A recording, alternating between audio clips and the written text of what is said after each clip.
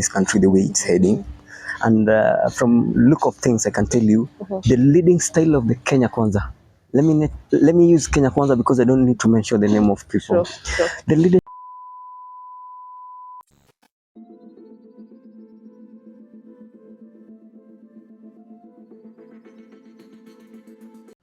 At Bluntly Candid Podcast, we have thought-provoking conversations on matters leadership, governance, and human rights advocacy. Our co-host today is Mr. Lugalia Dennis. He's a political analyst and a politician. My name is Laura Kaluli, and I'll be your host. Welcome to the podcast. Welcome, Mr. Lugalia, to Bluntly Candid Podcast. Today, I wanted us to talk about the state of the nation and what is happening in our political sphere in our country, Kenya. So, I wanted to start with the bill of Nandi Senator Samson Cherargei on the extension of presidential term limit by 2 years. Okay. What's your opinion? Let's start first by you telling us what's your opinion on the extension of the 2 years in the current 5 years of presidential term limits. Oh, thank you very much, Laura.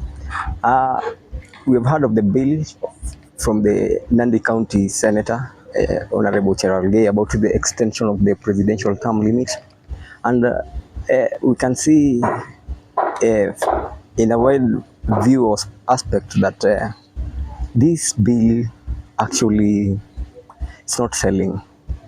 From where I sit, I cannot buy that bill because it's coming, first of all, I can say it's coming to contradict our system, the system that we just inherited from the just 2010 constitution, and also from the leadership system that we're having at the moment. I think Kenyans are not ready in the introduction of the new leading system.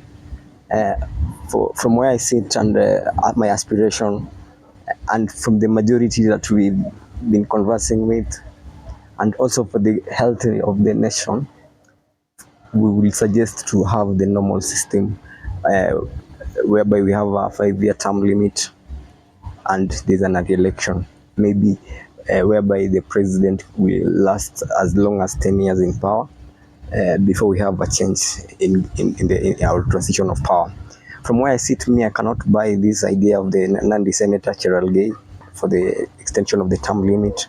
First, it's because the reason why we adopt this constitution is because of the change of power.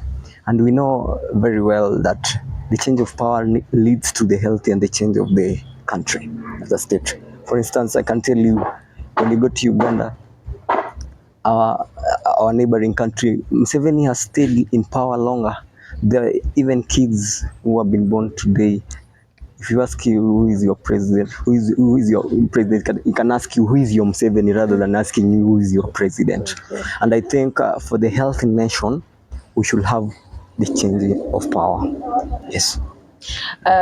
One thing I noted about the bill is that apparently the MCAs, the MPs and governors are also going to enjoy the same term limit extension. So my question then is, if does this mean that when this leader, or rather this governor or president or MCA for that matter, serves the 7 years, does that mean they're also entitled to a second term like our constitution says, or this 7 years you think it's just going to be 7 years and then that's it, and then we bring in another leader? You see, from the look of things, and from the understanding of this extension of 2 years more to be 7 years, will not only serve for the president, it will serve for the entire system, the hierarchy of power.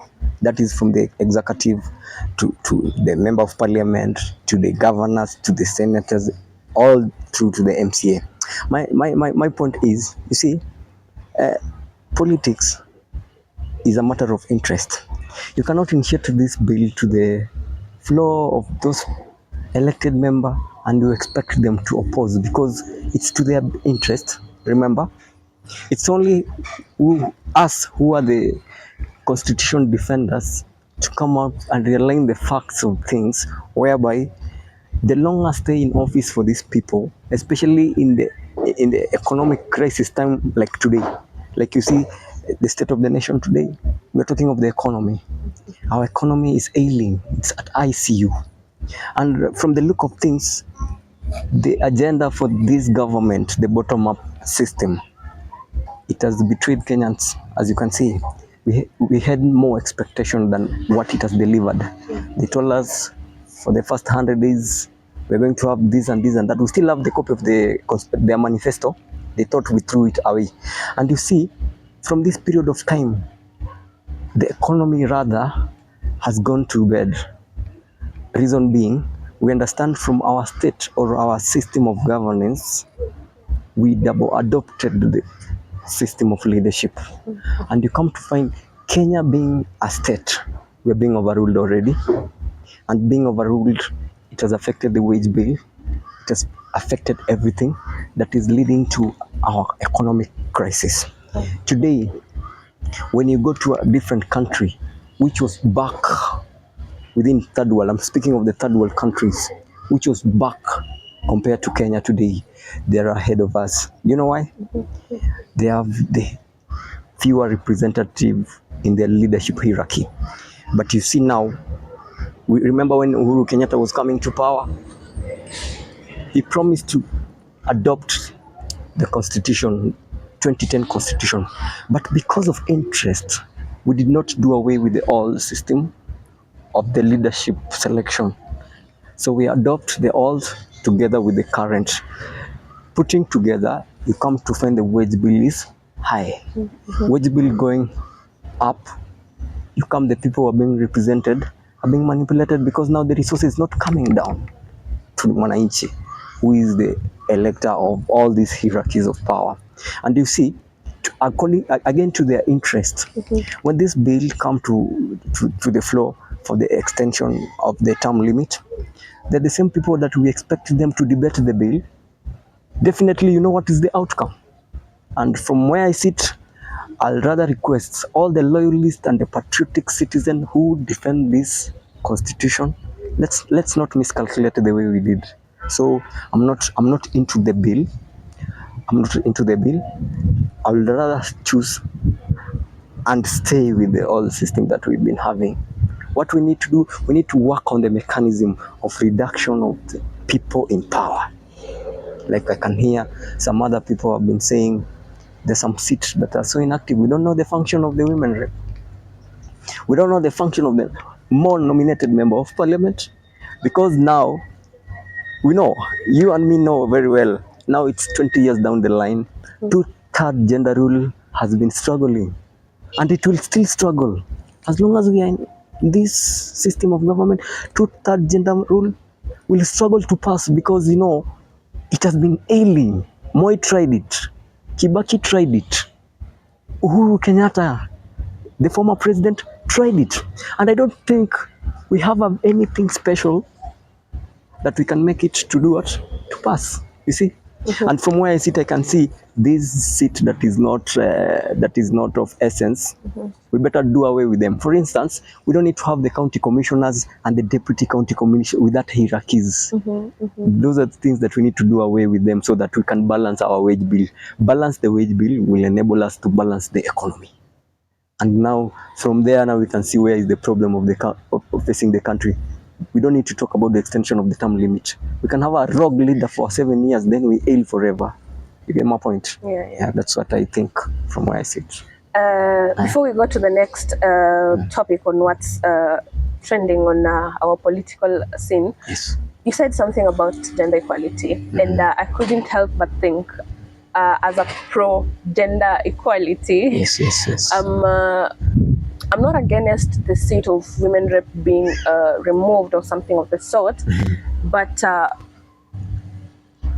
in your opinion, what do you think should be done to ensure that we have the gender equality, or rather the two-thirds gender rule? Because you've said it has been ailing for the longest time. Yes. You can, think of. But in your opinion, what should we do to ensure that we have the two-thirds gender rule, like we implement the two-thirds gender rule as a country? For my take concerning the two-third gender rule. Or are you even, sorry to cut you short, or are you even okay for, the two-thirds, are you even okay with the two-thirds gender rule? I mean, What's your opinion? Okay, from where I sit, I'm not against the two-third gender rule, and it's healthy in our democracy. And from where I sit, I can say this for sure, because women, or feminism rather, is taking center stage in the leadership of the country. You see, it's open for the member of parliament. Any woman can vie MCA, Senate, but also there's no any man who can vie for a woman rep seat. You get the point? Yeah. And I think the reason why we came up with the office of the women representative, it had a purpose. As long as this office undertakes its mandate constitutionally, I'm not against it. But from the leadership we are having today, if I can ask you today, the responsibility of the office of the woman rep and the impact that it has caused, for instance, in my county, I can tell you for a fact, there's no any much difference I can say that it is visible or it's viable. That any citizen, if you go today to the street to ask you, what do you think is the impact of the office of the woman rep? It's just a political seat from where I sit. It has been taken for a political ride. You get the point? Okay. Because in the other debate, let me just cross the other side to get it as a reference of this point. Okay. The other day, we were talking about the crashing of the funding model that is for the universities. And you see it's having a lot of problems because the current government, which I can critique today, has confused everything that were in order. Now today you see band 1, 2, 3, you don't know where you can find yourself. Before we internalize or adopt to the system, this social change is not adaptive. People doesn't even have the information about the bands. If you go to the village today, all people used to know HELB is HELB, and it's over-assistant to fund the university education. But you see today, there's this department in the woman rep's office called NAF. And you see in the NAF, it's about the funding of the woman rep office that is helping. I don't know what is the role of that money, but you can see it's not doing its purpose as pertain to that office of the women representative. We tried to ask one of the women rep, and he told us he's supporting the he has some bursary forms in his office. Then we asked him, what about the MP's CDF kitty? Because we are talking about the bursaries. What is the purpose of the NAF? Because you see, this office is having all the allocations as per the budget of the state. Is having the vehicles for transportation. I hope you can see some vehicle passing branded NAF. Yeah, That's for their office. We have all the hierarchy that is pertaining to that office.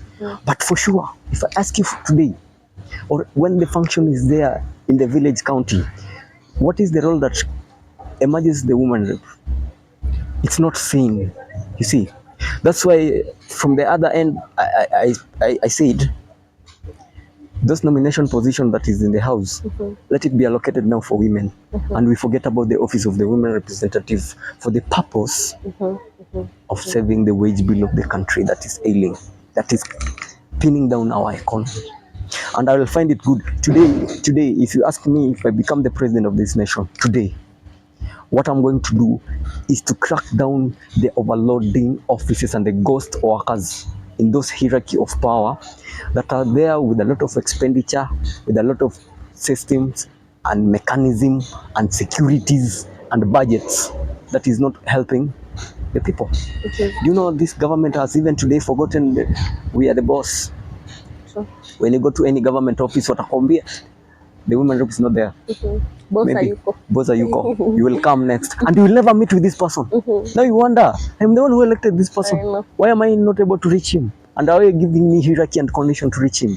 You see, now it's the reason why we are saying the nomination positions, the women rep position should be scrapped out.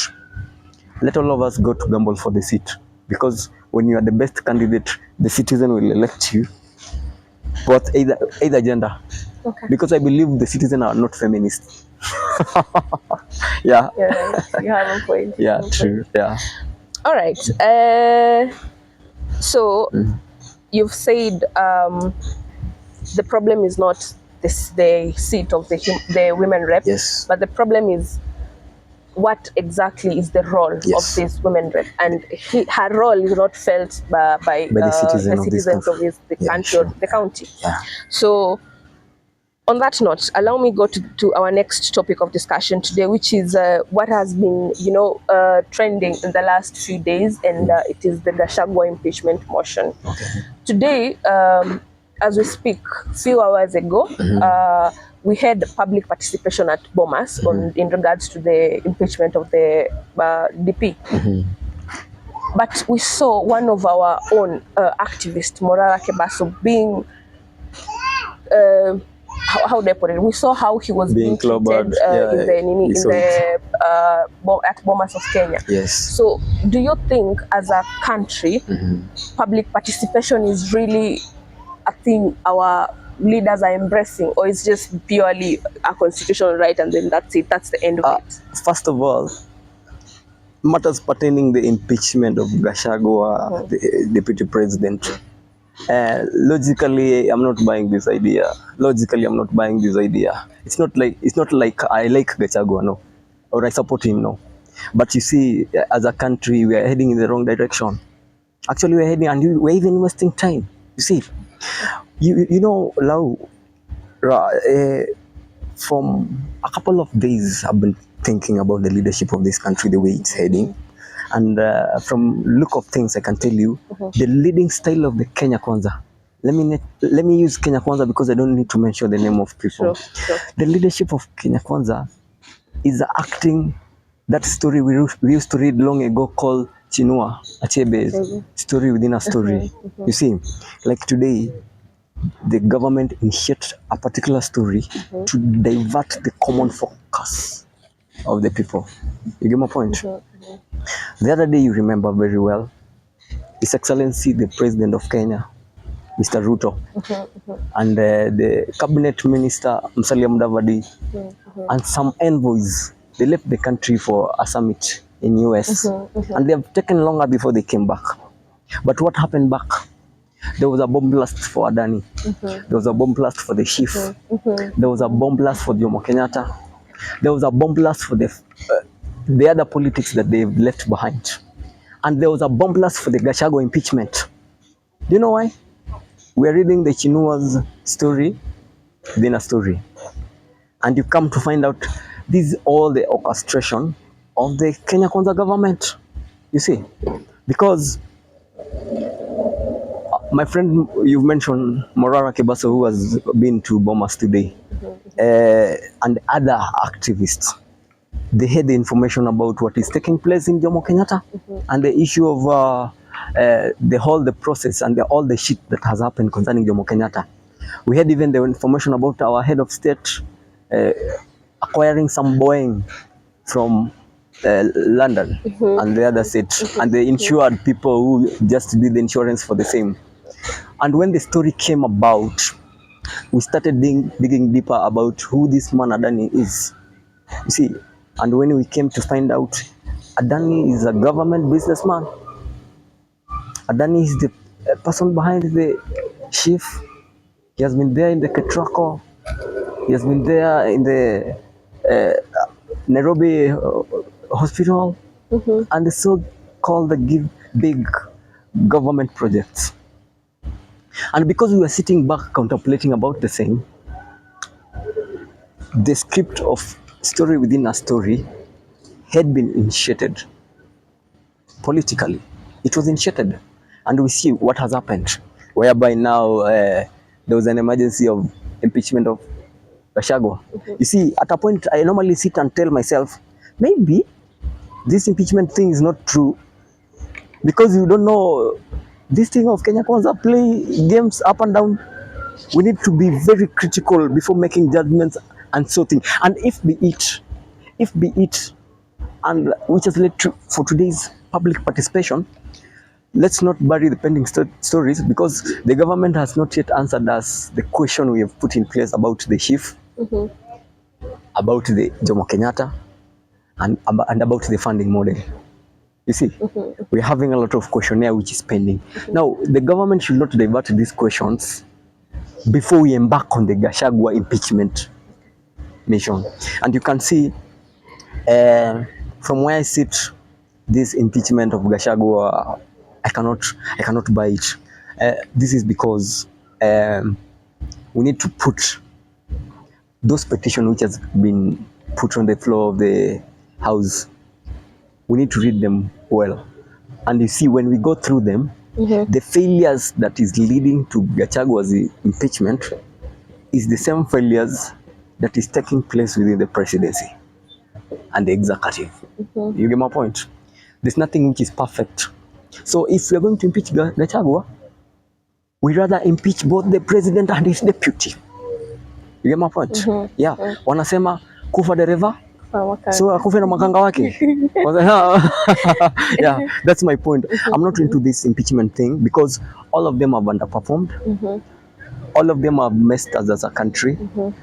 We cannot point fingers at Gachagua himself and his office as the deputy president. We are pointing fingers to the presidency and the executive and the system in place, which is claiming to run this state. So if the impeachment comes today, and I've heard there's another petition which has been forwarded this afternoon with the guy called David to the Senate.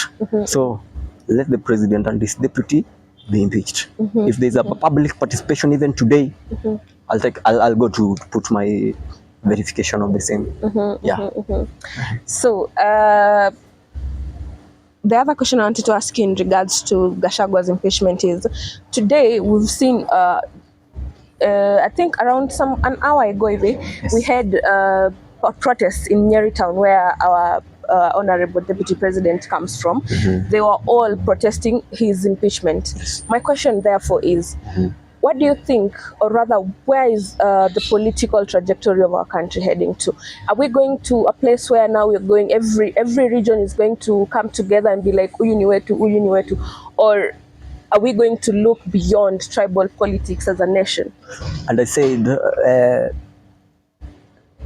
current regime we are having has pressed us through corruption, tribalism, nepotism, and all manner of, I can term it. This issue of Mutu Wetu, I think it should be something of the past as per today. Kenya is a big country. Kenya is respected in the international system. And I think the politics of today should not be of Mutu Wetu. I'm not criticizing those people who are demonstrating at Kiambu and the other side because of maybe defending Gachagua. It's their right to demonstrate because our country allowed that. Yeah. But again, this thing of Mutu Wetu, when it comes to the problem, you need to be on the track of Mutu Wetu when he comes to power, when he performs, and when it comes to the mess. This Mutu Wetu thing is what is killing our country. If today this movement of liberation, we are still moving on, if today takes effect, I think the best thing that we should do is to do away with the Mutu Wetu things. Me, I'm not defending. For instance, in my community where I'm coming from, we're having leaders in power and there are senior people who are working with President Ruto. I don't need to mention. But you can see today, from where I sit, I can tell you, we cannot buy this. We cannot buy this thing of saying because he's our person, is my person. Sorry. We cannot say because he's my person and because I love how politics things are happening. Now I decide to defend Mutu wangu. You see, that will not be ethical. When I say Mutu wangu and I know he's not doing what is right, I'll be killing our democracy. Sure. I'll be killing our own people who elected them to office. What I can suggest is, we don't need to do. Let the Mutu Wetu thing be thing of the past for the healthy leadership of this country, because the Mutu Wetu thing has costed us. You can see the other day when there was war between the former President Uhuru Kenyatta and his deputy, who was Ruto. The Mutu Wetu thing costed us. before they came up with an ideology of bottom up. We ended up with sympathy, and we voted. I don't know who voted actually, because I did not vote for President Ruto. Those people voted maybe for sympathy because of Mtu Wetu. They came up because they term now Uhuru as an enemy because it resulted, they had painted the nation and it was resulted like Uhuru is a bad guy. Uhuru left empty coffers and things. You get the point? Yeah. And you see, the Mtu Wetu things is what has consequented the state of the nation today. At a point we are saying, yeah, we have problems. We are going through economic challenges. But do you know what is making us to go through these things? Mtu Wetu thing. It's now the outcome of what we are facing today. Go to the county. The other day I stormed my home county because you see, we need to get some changes there. Sure. Do you know what I found there? The entire public service board, they had called for an interview after an advertisement of the position. But the Mtu Wetu thing took place. Who are you? Where are you coming from? Yes, you are a Luya. Which Luya side are you coming from? And it costed people who are the best material for the offices. They were put aside and they tend to pick the Mtu Wetu for the positions. And you see now, this is what is killing. When you go to do an audit today in the same county, I'm telling you, you'll cry. Because things are happening today. Even the county referral hospital is outsourcing the services. When you go to the hospital, like we were there on Sunday, they are sending you outside to do scanning and bring the result. They send you outside to do the X-ray and bring the result. They're asking for the blood from outside for the hospital, for the county referral hospital to save life of its people. And we have the hierarchy of governor, deputy governor. We have all those set. We have Waziri for health. But you see, in the panel of interview, they are selecting Mtu Wetu. If Auditor General and the entire oversight team today, they go to that county to do an oversight, I'm telling you for sure, there are people with no documents required, with no enough qualification to run those offices. They are in the office today enjoying the amnesty, while the people with the papers, they're out there. You get my point? And the Mtu Wetu thing is what is killing us. Yeah. Talk about Mtu Wetu. You see, even let's give an example of even our universities. I mean, we see certain universities, I wouldn't mention names, going through a crisis just because Mtu Wetu is not the VC. Mtu Wetu is not the VC, you know. Exactly.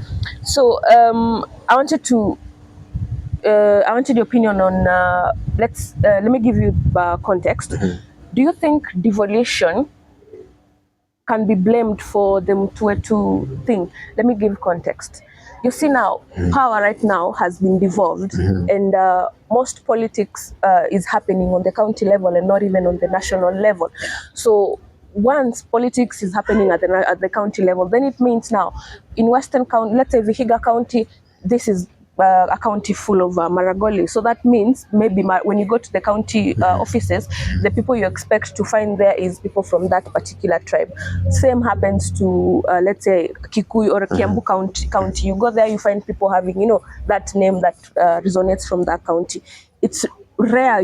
It's rare to find someone from another county working on the counties in a county of let's say someone from Vihiga working in Kiambu.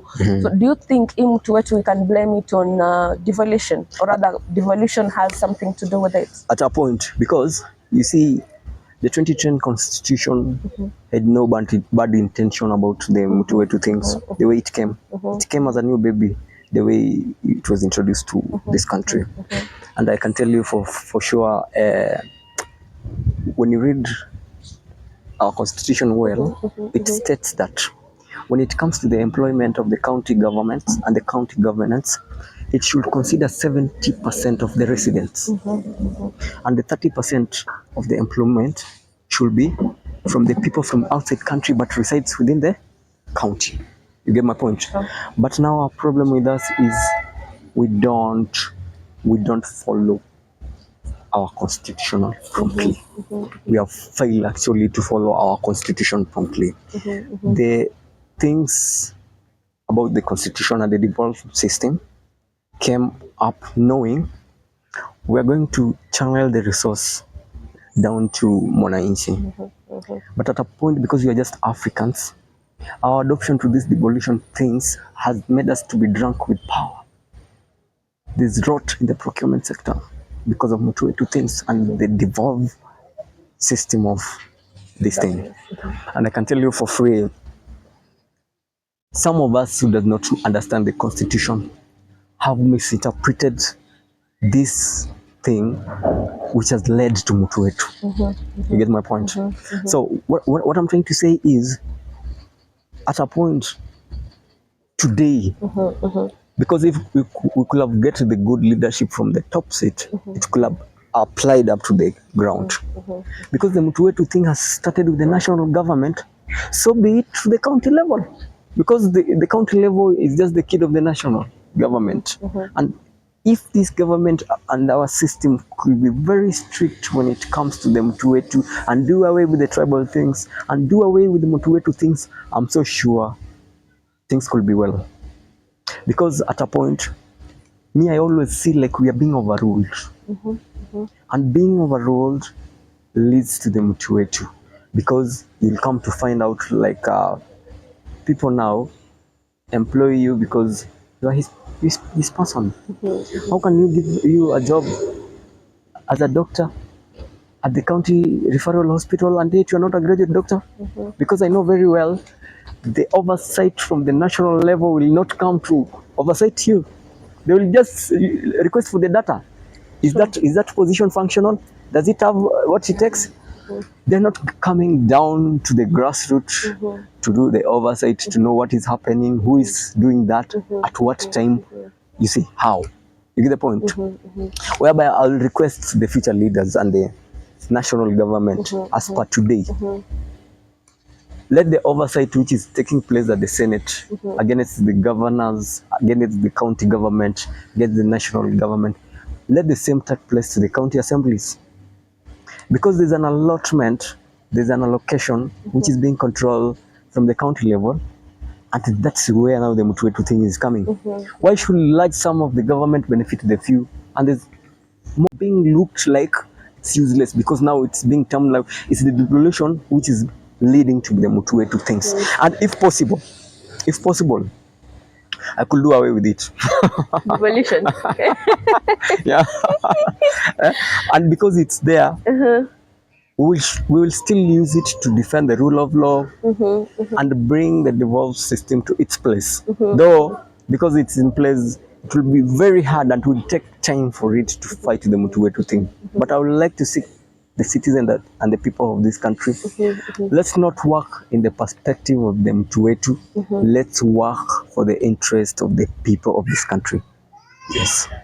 Interesting analogy. So, allow me go to the last trending political topic of the day. Yes. And it's the impeachment of Governor Eric Mutai of Kericho County Assembly. Yes.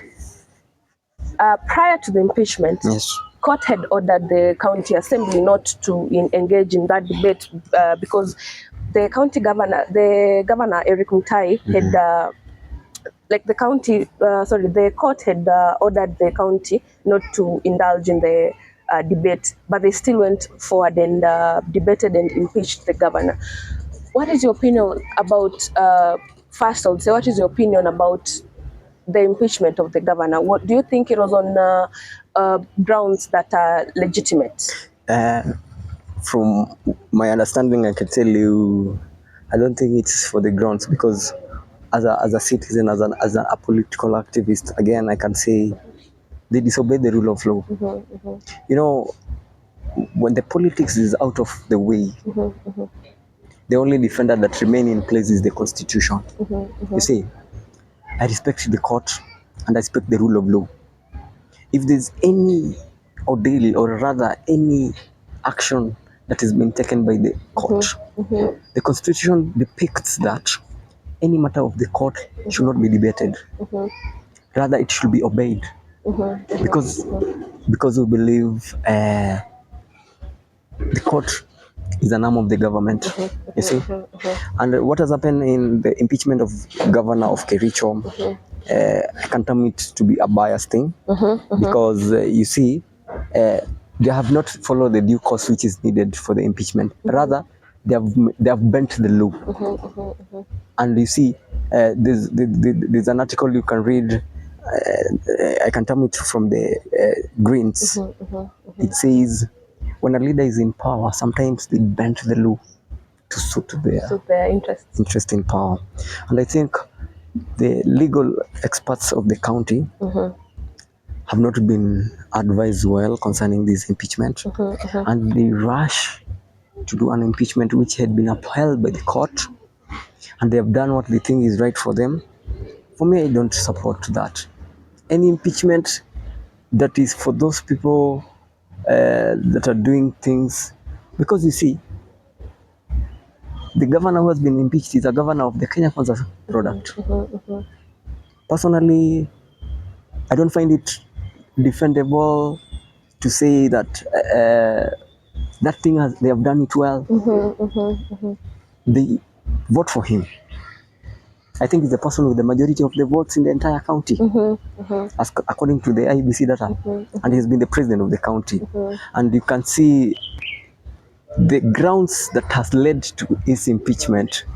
You will come to find it's for the interest of the few individuals. Exactly. You get the point? And that's why I'm not supporting it. What about the compact majority who elected him? They have not been in that position of understanding very well. Can we give this person a room to defend himself, or why is he doing this? We have the Senate, we have the courts, and we have all the things in place. What I can say is, before the impeachment, the county legal experts should have consulted the Senate, which is an oversighting authority, because I don't remember how many times the governor has been called to the Senate to answer the question pertaining either the system of governance of the county.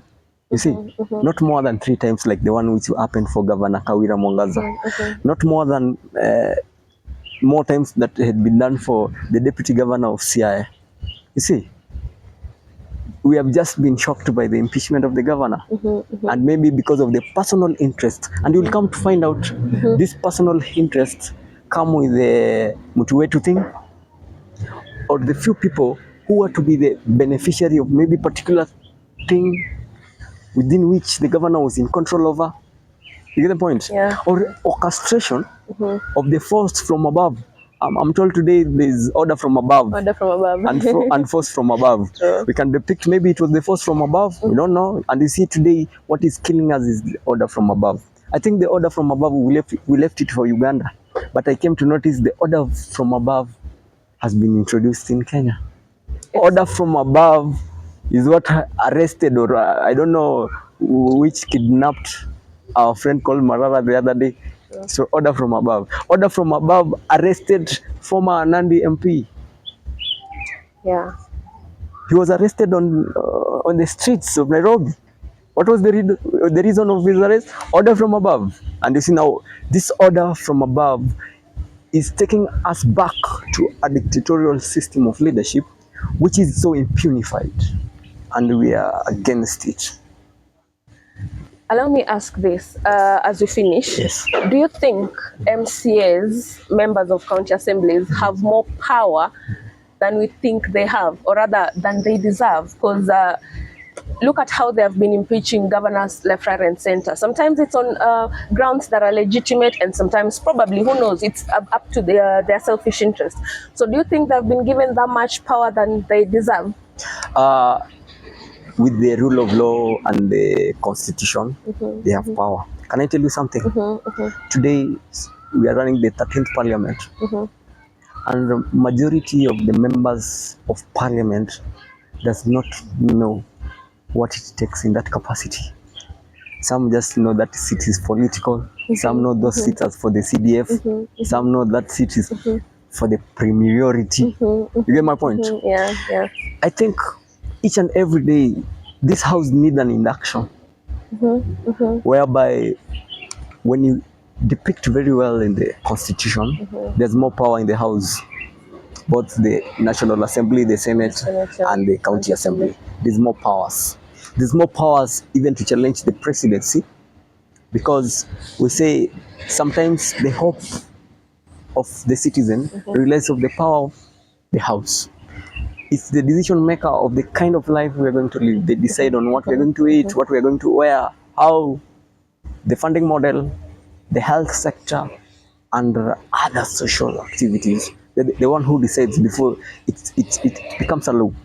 But the current house we are having today, I'm giving you a scenario of the finance bill period. There were not enough debate concerning finance. This thing was being drafted by the few task force people. They call themselves task force, but I don't consider them as a task force. And once it had been finished drafted, it was rushed to the house. Now, putting in hands the power of the house, my friend Nairobi Senator complaining about the members of parliament in a hurry to vote than to debate on the bill. You get the point? They were in a hurry to vote than to debate on the bill, whereby you come to find there's an MP from somewhere I don't need to mention in this country. He voted for the bill without reading it.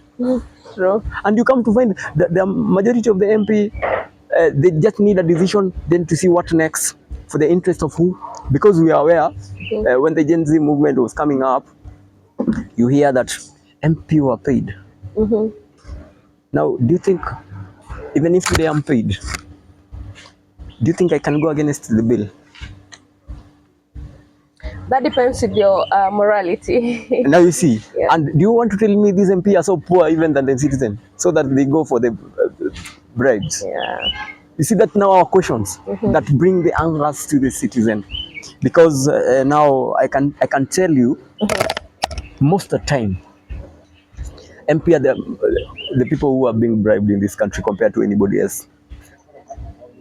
Leave alone with those bribery that we used to do it at the police on the road, and you see other people. You see, when we grew up, we used to understand that those traffic police, they like bribes. But today, as we speak, the member of parliament are the most bribed people in this country. I came to learn that, and you'll come to find out when you see the net worth, or rather the payroll of the MP, you see this person still needs a bribe for him to do the interests of the boss.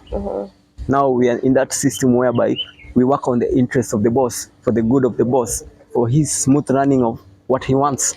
Now you see, the story of Chief, it was upheld by the court, as we know very well. The court termed it unconstitutionally. But what happened? The other day I got a message in my phone telling me that I've successfully migrated to... Yeah, without your consent. Without my consent. I'm not even given okay. I'm against this thing. But now we are being forced to move in a platform whereby we are not into it because of the interest of Ruto and Adani. Let me say that. You're not afraid of mentioning names. No. We are in a democratic system. Exactly. Yeah, so that's why I'm telling you, the House has the power. The Parliament has the power. The County Assembly has the power. But the power is being misused by the interest of the top people, the interest of the people above them. And that is wrong. We, as the young politician, we are not into this thing. And we're praying like, let's focus and use the rule of law. This bribery thing should not be our thing, because it's messing with our nation. Now you can see our sugar sector has fallen because of misuse of the power of the house. You can see most of the bills have been forced because of the misuse of the power of the house. Now the misuse of the power of the County Assembly of Kericho has led them to impeach the government. Yes, and you see now That's what we are talking about. Yeah. Those are some interesting sentiments coming from you, Mr. Lugalia.